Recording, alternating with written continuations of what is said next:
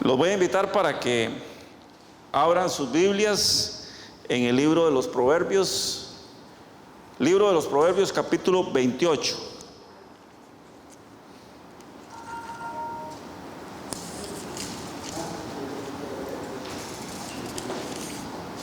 Proverbios capítulo 28, versos 13 al 14.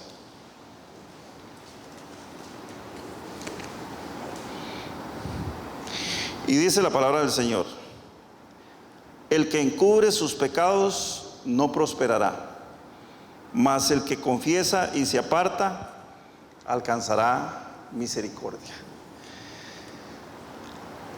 Hace algunos años, cuando las fábricas de automóviles se comenzaron a modernizar, me imagino que los que somos ya de mayor edad nos acordamos de todas estas cosas, pero para los jóvenes que no pasaron esa etapa se los cuento también.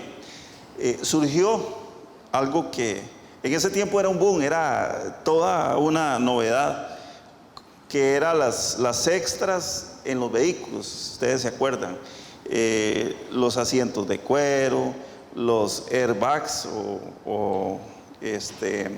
bolsas de aire, la dirección hidráulica y algunas otras cosas más que se consideraban extras. Todo eso en su tiempo era una novedad. Y que alguien pudiera comprarse un vehículo con estas características era todavía más novedoso, la gente lo admiraba. Para nosotros, alguien que tuviera un vehículo con quemacocos, como le llamamos, o techo de vidrio, era algo realmente sorprendente. No sé ustedes, pero la primera vez que yo vi un carro de eso, yo no dejaba de admirar que cómo era posible que el carro pudiera tener un techo de vidrio, ¿verdad? Perdón, y que encima de eso se le apretara un botoncito y el techo se corriera. Eso era algo muy, muy tecnológico. Hoy en estos días los jóvenes están acostumbrados a ver cosas nuevas todos los días, y ya lo que es tecnológico como que no nos sorprende en lo más mínimo. Ya estamos a la expectativa de cosas que en algún momento vimos que parecían ser una profecía. Había una película que se llamaba Los Supersónicos, no sé si ustedes se acuerdan, que previeron muchas cosas que iban a suceder en ese tiempo. Bueno, por ahí nos quedan debiendo la teletransportación y algunas cosas de esas. Y uno dice, ¿cómo lo hacemos? No sé, pero tal vez algún día lo veamos, si es que el Señor nos lo permite. Pues bueno, referente a todo este tema, recientemente leí un artículo que pude encontrar en una página web donde decía que esos famosos quemacocos o techos de vidrio, como nosotros les llamamos, en los vehículos tenían una posibilidad o eran propensos a sufrir rupturas o quebraduras espontáneas sin que tuviera ninguna relación con la marca del vehículo. O sea, no importa si el vehículo era Hyundai o era Mitsubishi o era Toyota o era de la marca tal, todos tenían esa posibilidad de romperse en algún momento. Es decir, dice que podían explotar y romperse así porque así. De hecho, que en Estados Unidos ha habido mucha reclamación con respecto a eso. Bueno, sobre todo por las variaciones que hay en los climas. Nosotros vivimos en un país con un clima un poco más estable. Yo particularmente he tenido, para la honra y gloria de Dios, varios vehículos con quemacocos o con techo de vidrio, y hasta el día de hoy no he sufrido ningún percance de ese tipo. Bueno, gracias a Dios, ¿verdad? Pero lo cierto del caso es que si las estadísticas lo dicen, muy probablemente sea uno de esos candidatos a que en algún momento me suceda un evento de estos. Entonces, pensando en este tipo de cosas, pensando en lo frágil que puede ser lo que nosotros conocemos y los cambios que podemos llegar a ver en el futuro, y buscaba un poco de dirección sobre el tema que tenía para compartir este día con la iglesia, recordé una frase muy usada por nuestra gente, una frase muy popular, una especie de proverbio popular. Usted sabe que los proverbios que encontramos en la Biblia eran recopilaciones de cosas que la gente conversaba diariamente. Mucha gente dice, los proverbios de Salomón, bueno, muchas cosas eran de él, de su propia sabiduría, pero algunas también eran parte de la cultura o la tradición que los judíos tenían, que era una cultura muy rica en cuanto a lo que se conoce como la tradición oral, es decir, cómo se transmitía de generación en generación la sabiduría. Hay un refrán o un proverbio popular que dice que el que tiene techo de vidrio no tire piedras para arriba. ¿Lo han escuchado ustedes? Ajá. Pues hay una variación de este que dice que el que tiene tejado de vidrio no tire piedras en el techo de su vecino. El primero dice que el que tiene techo de vidrio que no las tire para arriba en su techo. Y el otro dice que si su vecino tiene techo de vidrio, no se las tire encima. La frase, hermanos, como ustedes pueden ver, es una frase muy gráfica. No deja mucho a la imaginación. No tenemos que ponernos a hacer un gran esfuerzo mental para entender.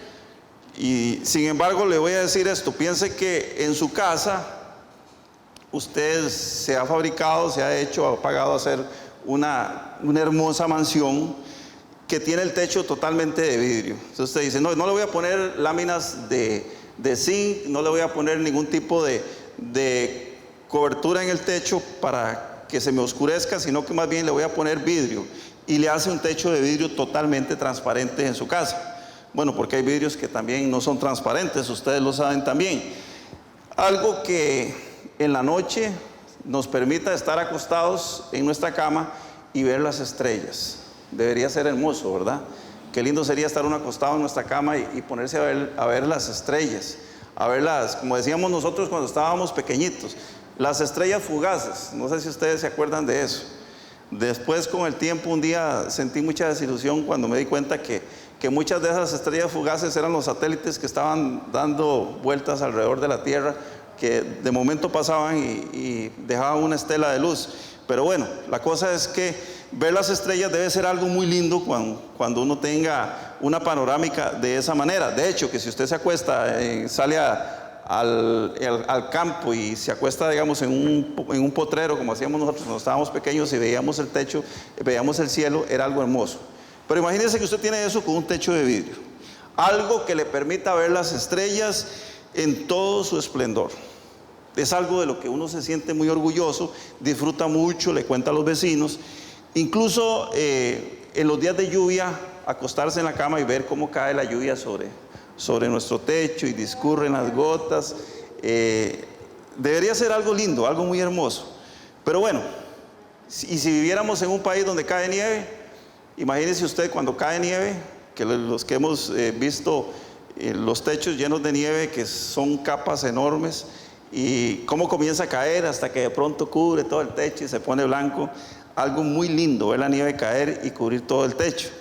Eso es algo hermoso, pero está bien, pensemos en algo negativo. Todo esto que dijimos fue algo positivo, ahora pensemos en algo negativo.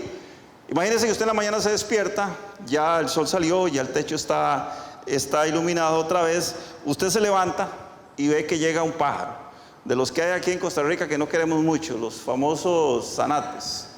Llega un zanate y comienza a picotear sobre el techo y de pronto usted se da cuenta que está llenando toda esa hermosura de cristal transparente que tiene usted sobre su cabeza, la está llenando de excrementos. El pájaro está dejando sus excrementos por ahí y pegando brincos por todo lado y haciendo bulla, y entonces usted, muy enojado, se levanta y coge una piedra y la lanza para espantar el zanate. ¿Cuál sería el resultado? De igual forma, imagínese que usted y su vecino, los dos tienen una casa con techo de vidrio, son los más orgullosos del barrio, son los que rajan, como decimos los ticos, los que rajan por lo que tienen, y un día usted se enoja con su vecino y decide agarrar el techo del vecino a pedradas. Le tira una piedra en el techo del vecino. ¿Cómo cree usted que sería la forma en que su vecino responda? A pedradas igual, dice Eugenio. Se le olvida que era cristiano, ¿verdad? Supongamos que eran vecinos cristianos. Pues la gente a veces dice, no, yo como soy cristiano, yo no devuelvo eso, ¿verdad? Los cristianos a veces nos vestimos como esa santidad falsa o esa mentira, diciendo, no nos enojamos, no pecamos, mentira. Somos pecadores como cualquier otro, estamos en una lucha constante todos los días por mantenernos en la presencia del Señor, y esto no lo podemos negar. O sea, la gente a veces llega a las iglesias como a hacerse el intocable. No, hermanos, vivimos en un mundo muy complicado, vivimos en un mundo donde la realidad es otra, donde luchamos todos los días, luchamos contra pecados terribles, pecados horribles que nos atacan, que gracias a Dios, porque tenemos la presencia del Espíritu Santo, no caemos en la trampa, pero que luchamos y que nos enojamos también.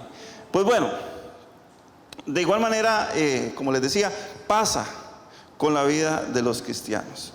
Y muchas veces, cuando uno como pastor, cuando uno está elaborando un mensaje, que me lo diga el hermano Marvin si no es así, cuando uno está elaborando el mensaje y tiene que pensar en los temas bíblicos, sobre todo porque, bueno, uno le pide dirección a Dios, y cuando viene a la iglesia, pues cree traer lo que el Señor le ha dicho que debe decir, ¿verdad?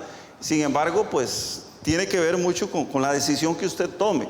En la vida la gente dice, es que Dios me dirige a mí en todo. Esto es mentira. Dios no lo va a dirigir a usted a tomar decisiones que son suyas, que son muy propias, decisiones que usted tiene que tomar, que Dios le puede dar a usted, le puede poner paz en su corazón y le puede decir, bueno, hágalo, o le puede decir también, no lo haga. Pero al final el que toma la decisión es la persona. ¿Por qué? Porque el Señor nos dejó precisamente eso que nosotros conocemos como el libre albedrío. Así que elaborar un mensaje para un pastor resulta a veces difícil. Hablar de estos temas bíblicos sin que la gente que lo está escuchando a uno, los receptores, se sientan aludidos o salgan diciendo por ahí, hoy el pastor me tiró, hoy el pastor me agarró a mí, la agarró conmigo. ¿Será que alguien le llegó con el chisme? ¿Será que alguien le contó la situación que estoy pasando? ¿O le llegó con la historia de mi comportamiento?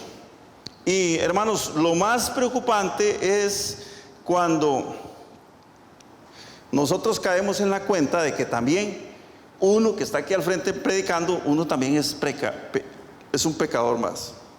Y yo como predicador también, entendamos esto, yo como predicador también soy receptor del mensaje, porque no crean ustedes que yo les estoy predicando solo a ustedes en este momento. Me estoy predicando a mí mismo. Es más, soy el primero que recibe el mensaje, primero porque yo lo elaboré, y segundo porque a la hora de hablarlo a ustedes yo también lo estoy escuchando. Entonces no es así tan fácil como llegar a decir que uno los domingos utiliza el púlpito para decirle a la gente cosas que la gente necesita oír. O sea, el primero que necesita oír el mensaje es el predicador.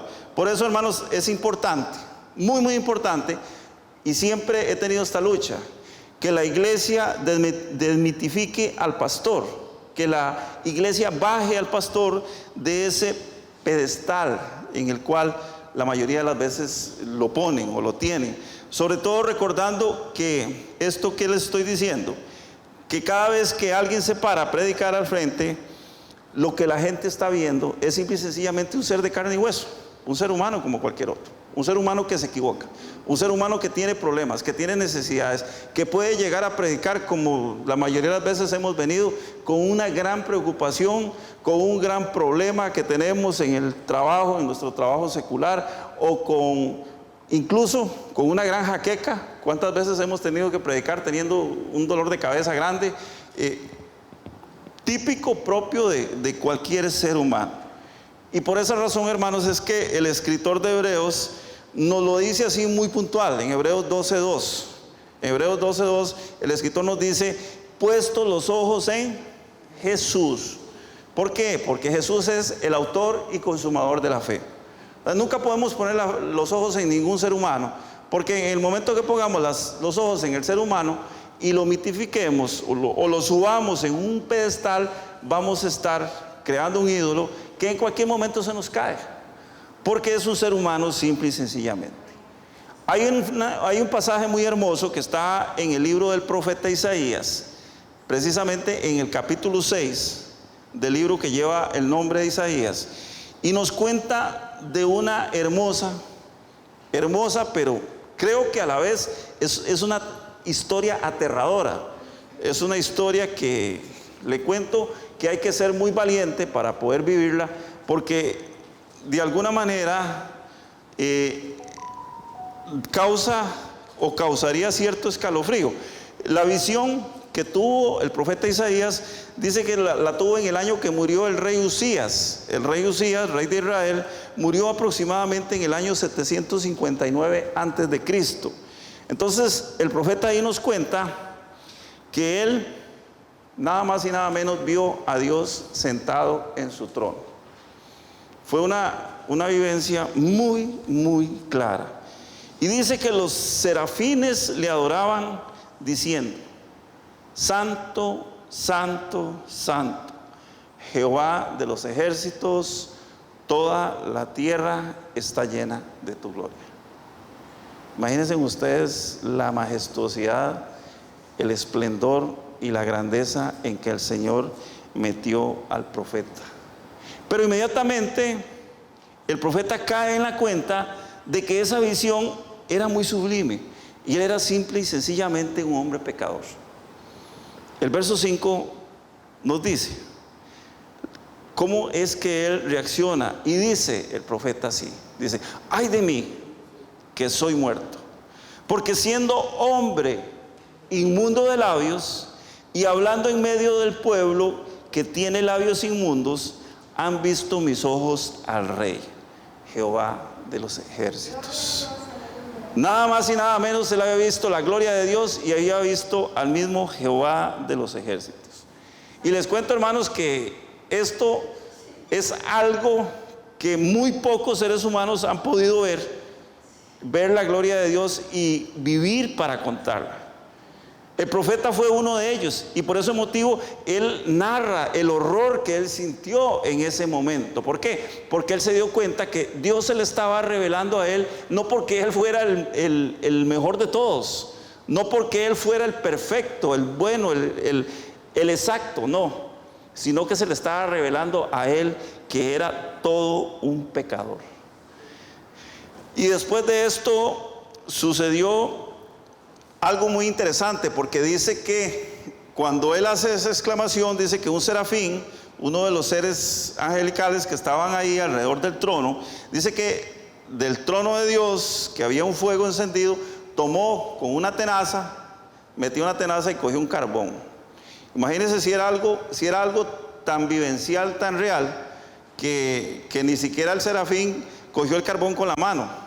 El carbón estaba encendido, dice él, y cogió una tenaza y lo jaló y se lo acercó a la boca al profeta y le dijo: he aquí que con esto toco tus labios y es quitada tu culpa y limpio tu pecado. Lo más interesante, hermanos, es que a partir de ese momento Isaías fue levantado por Dios con un poder y con una autoridad que fue capaz incluso muchas veces de retar la autoridad y el poder de los reyes terrenales de su época. Fue capaz de confrontarlos, fue capaz de hablarles directamente acerca del pecado. Por eso es que cuando alguien es llamado a predicar, tiene un trabajo muy difícil. ¿Por qué? Porque siendo pecador, como somos los que predicamos, tenemos que venir aquí al frente a hablarle a la gente del pecado. Aunque a la gente no le guste, aunque no nos guste, aunque entendamos que son cosas en las cuales a veces muchos le quieren huir. Y es que lo más importante de todo fue que el Señor nos llamó precisamente para que denunciemos, para que hablemos, para que llamemos a la gente a la reflexión. Si la gente se arrepiente, perfecto, porque acudieron al llamado. Pero como predicador uno va a estar a cuentas con Dios, porque está haciendo lo que el Señor lo mandó a hacer. Así que este pasaje, como les decía, es uno de los más interesantes que podemos encontrar en la Biblia, porque nos damos cuenta que Dios puede usar a quien Él quiera. y en el momento que Él quiera para hablarle a alguien. El asunto es que Dios desea, y por supuesto que esto no puede ser una excusa para que digamos, no, yo soy pecador y como pecador así Dios me usa siendo pecador. Hay que tener mucho cuidado con eso. ¿Por qué? Porque la palabra de Dios dice que Dios honra a su palabra. Dios no está honrando a ningún ser humano. Si Dios quisiera honrarnos a nosotros como seres humanos, llegaría el momento en que tomaríamos tal autoridad que incluso desconoceríamos la autoridad de Dios. Y esto implicaría el principio de rebelión por el cual Satanás fue separado de la presencia de Dios. Entonces, hermanos, Dios quiere que todos caminemos, que todos andemos en integridad y que prediquemos la palabra a pesar de los errores y desaciertos que tenemos. Y esto incluye a la iglesia, hermanos. Por eso les digo, Dios lo llama a uno para dar una exhortación el domingo en la escuela dominical, y es algo muy hermoso, es algo muy importante. Pero cuando usted esté en la calle, usted es un cristiano, usted es un hijo de Dios, usted nació de nuevo, usted el Señor lo llamó, también como me llamó a mí, usted tiene la obligación de predicar la palabra. Y no puede tener como excusa el decir, es que yo soy muy malo, yo soy muy pecador, el Señor no me puede usar a mí. Claro que sí, el Señor nos puede usar siempre y cuando nos dispongamos. Lo único que necesita Dios es que los hombres imperfectos, como lo somos todos, puedan llevar a cabo la obra perfecta de Dios en cada ser humano que se disponga. Así que entendamos esto, somos imperfectos, pero la obra de Dios es perfecta y fuimos llamados precisamente a llevar ese mensaje. Por ese motivo, hermanos, es que a veces predicamos un mensaje que no es del agrado de muchos. Lamentablemente que no. Yo he tenido casos en donde alguien viene a la iglesia y después dura días o tiempo sin venir. ¿Y por qué no volvió? Es que dice que usted le tiró. Y tal vez es una persona que muy poco viene a la iglesia y que de ninguna manera puede estar uno pensando en tener un mensaje preparado para el día que llegue. Uno da lo que considera que el Señor le ha dado y que debe predicar ese día. Así que, aún así, hermanos, debemos pararnos en el púlpito pensando en que a Dios no le agradan las cosas torcidas. Y es algo que tenemos que tener presente todo el tiempo. A Dios no le agradan las cosas torcidas. ¿Por qué? Porque por encima de cualquier beneficio económico que nosotros podamos encontrar en el mundo físico nos ofrece muchas opciones. Y por encima de todo eso, Dios lo que quiere es que los seres humanos, todos los seres humanos, todos sus hijos, caminemos en integridad. Y esa integridad debe llevarnos no solo a conocer la verdad, porque esto es la premisa. Me interesa, me preocupa conocer a Dios. Para conocer a Dios tengo que conocer la verdad. Pero una vez que conocí la verdad, ¿cuál es el segundo paso? Practicarla, vivirla, llevarla a la vida cotidiana, a la realidad. Por eso es que hay un pasaje que la mayoría de veces la gente lee y lo aplica parcialmente. Está en la tercera carta de Juan, en el capítulo 1, versos 2 al 3. Dice así, tercera de Juan, capítulo 1, versos 2 al 3. El Señor nos dice de la siguiente manera: amado, yo deseo que tú seas prosperado en todas las cosas y que tengas salud, así como prospera tu alma. Mucha gente lo ha tomado y a los que les gusta la doctrina de la prosperidad se regocijan en él diciendo, qué lindo. Entonces yo me voy a meter a pilas con el Señor para que el Señor me prospere económicamente. Pero vea lo que dice el verso 3. Dice, pues mucho me regocijé cuando vinieron los hermanos y dieron testimonio de tu verdad. ¿De qué dieron testimonio los hermanos? De la verdad, de que la persona andaba en la verdad. Dice, de cómo andas en la verdad. Entonces, vea lo que dice el verso 4. No tengo yo mayor gozo que el oír que mis hijos andan en la verdad. Si leemos ese pasaje contextualmente, ¿cuál es la prioridad de Dios ahí? Prosperarnos, llenarnos de dinero. De ninguna manera. Que usted y yo, como hijos de Dios, andemos en la verdad. Eso es lo que el Señor tiene como prioridad para nuestras vidas. Y bueno, sobra decirlo, pero ¿cuál es esa verdad? ¿Cuál es esa verdad? Precisamente el mismo Juan lo que está haciendo es ratificando las palabras de Jesús que él mismo nos reseña en su evangelio, en el evangelio de San Juan, capítulo 14, verso 6, donde Jesús declara con sus propias palabras que Él es el camino, que Él es la verdad y que Él es la vida. Pensar que estamos en tiempos en que las personas se pueden considerar o las podemos ver como ungidos, como totalmente intocables, como siervos de Dios que no tienen tacha, sería pretender que nada está pasando a nuestro alrededor. Nunca como antes hemos visto el mundo más contaminado que ahora. Nunca como antes hemos visto cómo la población cada vez se desliza más o busca más opciones, porque el adorar a Dios, el buscar a Dios, el tener a Dios como prioridad no es prioridad. Y entonces lo hemos visto, tenemos una iglesia muy inconstante, que de pronto usted los ve encendidos, llenan todas las bancas, y nos ha costado mucho después de la pandemia precisamente por esto. Pero cualquier día de todos la gente se va. Hay otras prioridades, la gente tiene otras prioridades. O sea, hermanos, entendamos esto, los que estamos aquí, gracias por su constancia, gracias por su preferencia al Señor, no a mí, porque en realidad cuando usted viene a la iglesia, viene por el Señor, no viene por el pastor, ni viene por la pastora, ni por el grupo de música, de ninguna manera. Recordemos esto, hermanos, el mundo literalmente se está cayendo en pedazos. Y lo único que nos puede mantener de pie en este momento es la gracia que nos regaló Dios a través de Jesucristo. Nada, absolutamente nada más. Somos seres perfectos luchando por estar en la presencia de nuestro Creador, el Todopoderoso, el ser perfecto, el único que nunca nos va a fallar. Así que esta mañana iniciamos este mensaje recordando aquel refrán popular que dice que todos tenemos techo de vidrio, y que cuando tenemos techo de vidrio no debemos lanzar piedras hacia arriba. Y esto es algo muy interesante porque a veces la gente como que trata de tomar esto como excusa para no predicar la palabra, para desviarse y dejar el evangelio de lado.